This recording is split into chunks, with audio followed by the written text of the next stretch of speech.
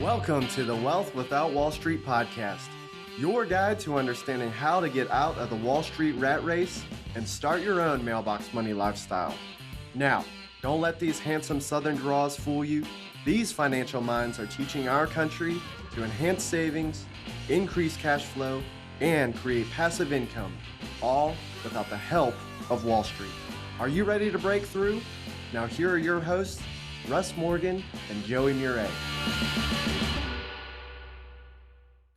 Welcome. This is the Wealth Without Wall Street podcast. Your host, Joey, the Italian Stallion Murray, joined as always by Russ, the birthday boy, Morgan. Hey, man. Happy birthday, man. Dude, thank you. I saw some more gray hairs pop up. I knew it was about time. It's keeping up with your crappy self, man. Why you busting on me? Why are you going after me today? Not everybody can have the Italian Stallion black mane. I mean, I'm sorry. You're right. This is a special day. We should celebrate. Thank you. Do you have any ideas on how we could do that? Man, besides the strawberry cake. I know you love the strawberry cake. I got a couple ideas here. I'm thinking through some ideas. No, actually, be honest with you, Joey, and our guest today was gracious with his time. We had John Lee Dumas. If you don't know John Lee, he runs a podcast called Entrepreneurs on Fire. He's interviewed like 2,500 entrepreneurs in his time of podcasting and has been featured on many, many different kind of publications. He actually gave us some super cool stuff. And as a part of this, like instead of receiving presents this year, Joey, I wanted to give a present for my birthday. Man, that's a stand-up guy. I mean, I'm just saying, you know, where you're going to split half of it. Oh, okay.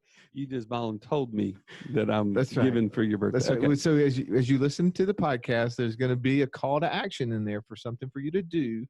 But as exchange for that, we're going to give you a gift, and it's going to be a $40 gift. That's right. That's actually more money I'd spend on any family member during Christmas. That's not even in your budget. Yeah, it's not. It really isn't. I make sure Megan keeps $25 or under per family member. I mean, the fact that her sister has 11 kids, I got to keep it low. Let's be real.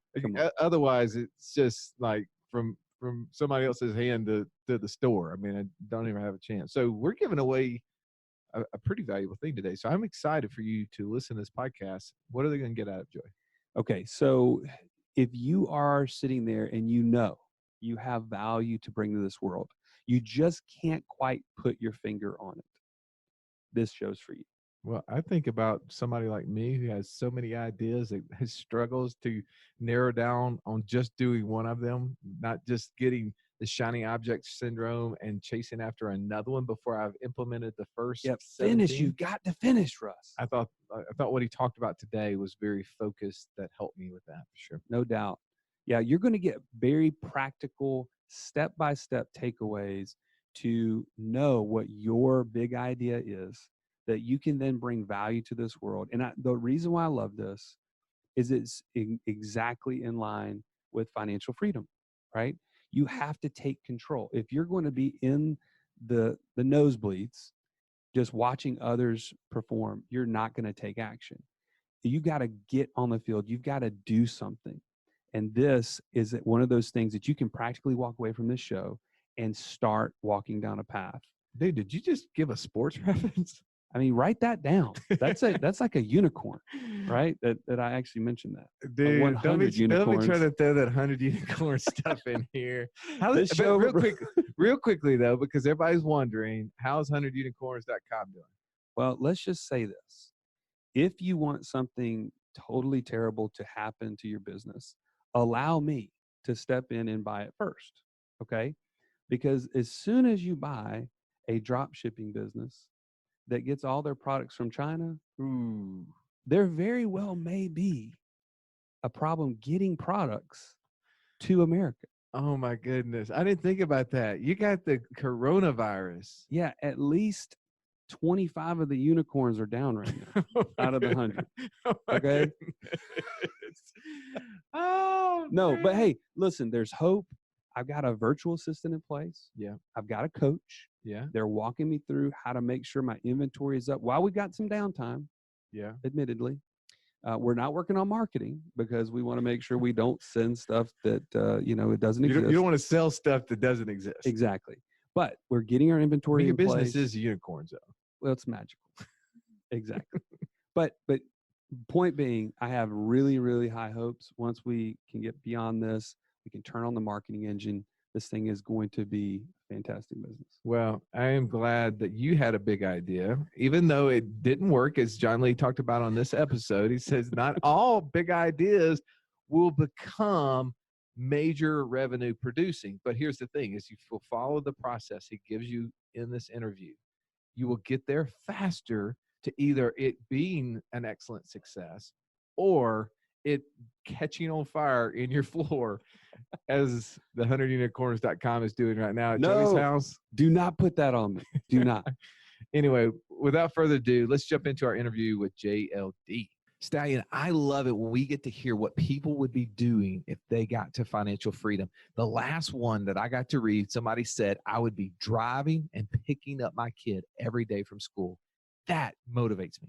That is why you need to be a part of the community that is seeking financial freedom. Go to community.wealthwithoutwallstreet.com. You can join for free today.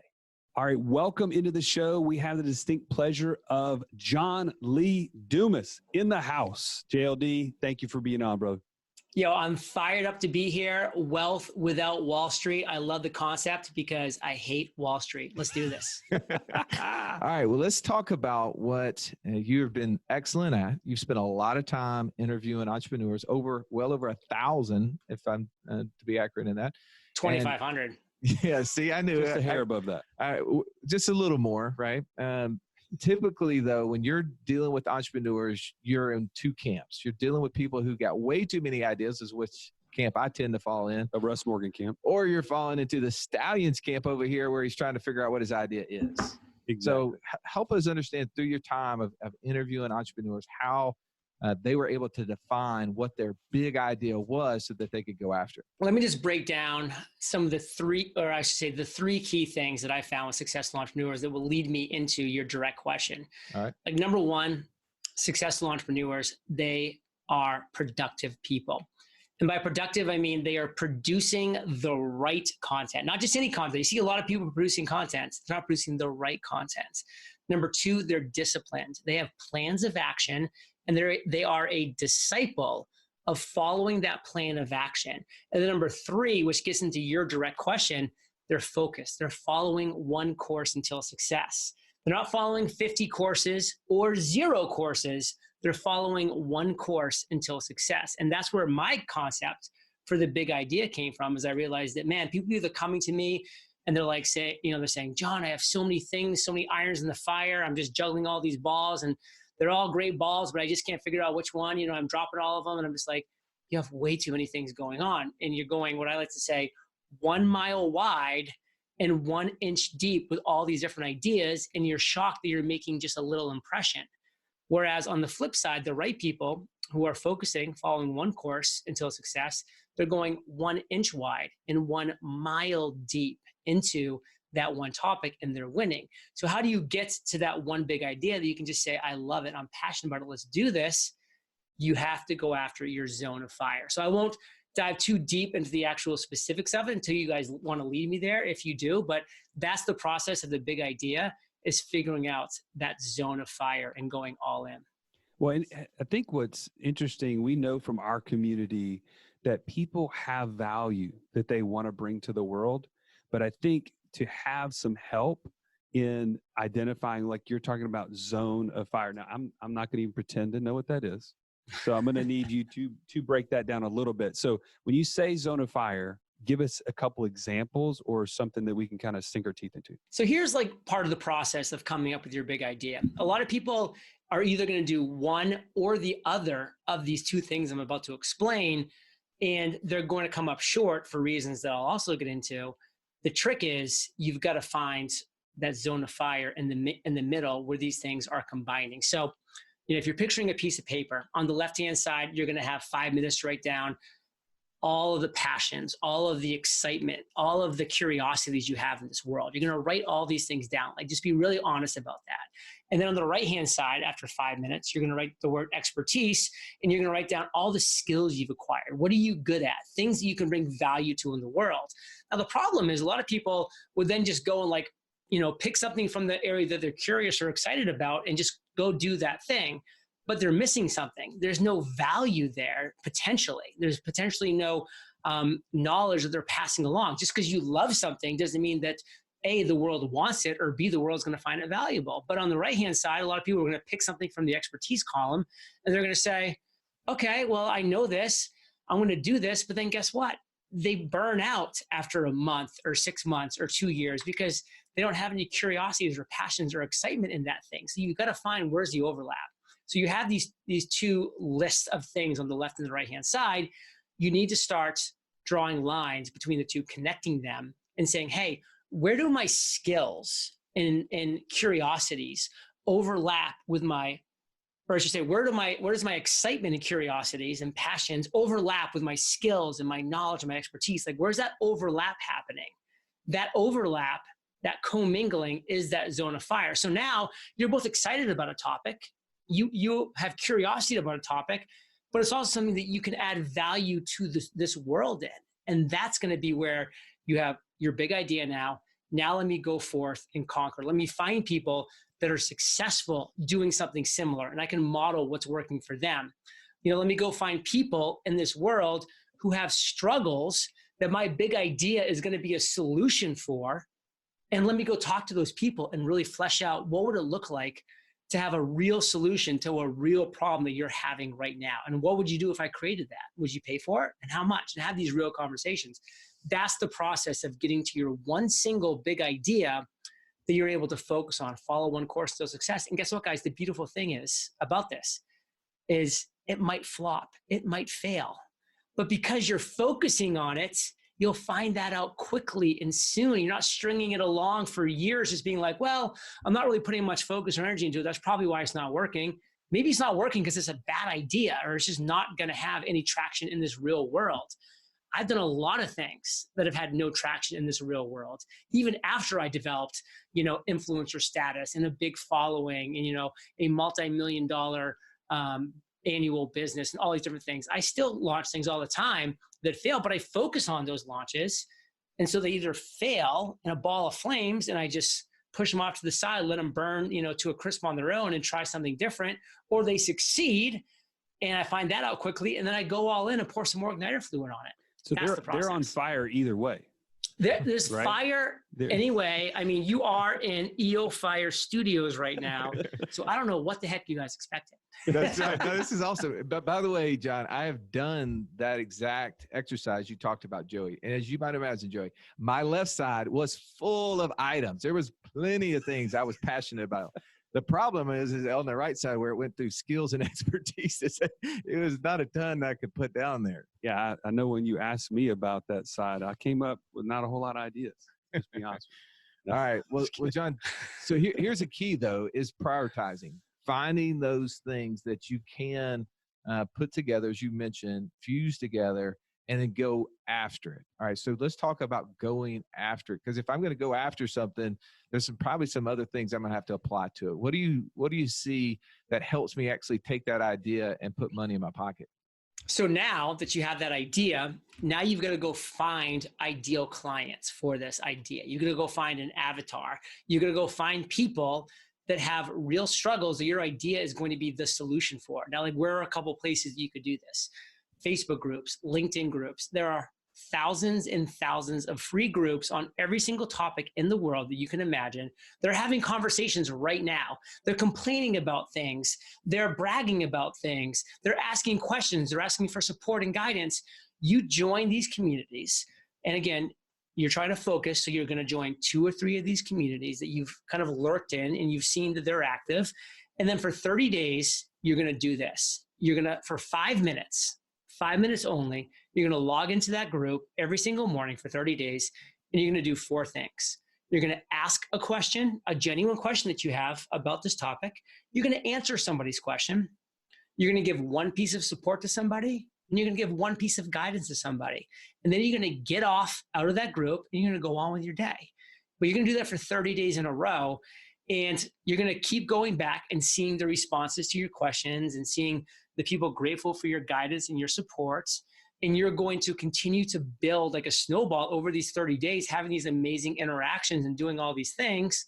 And by the end of those 30 days, you will have amassed so much knowledge about what your ideal clients struggle with, have obstacles in, have challenges with. And then you're going to be able to decide and choose, hey, what is the solution I'm going to create and offer to them in the form of a product or a service or coaching or a mastermind, whatever that might be, to put money in your pocket.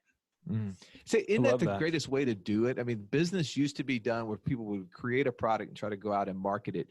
But now what you're saying is, no, I'm going to go into an area once I've identified the people that I would like to serve, and then find out what is it that they want.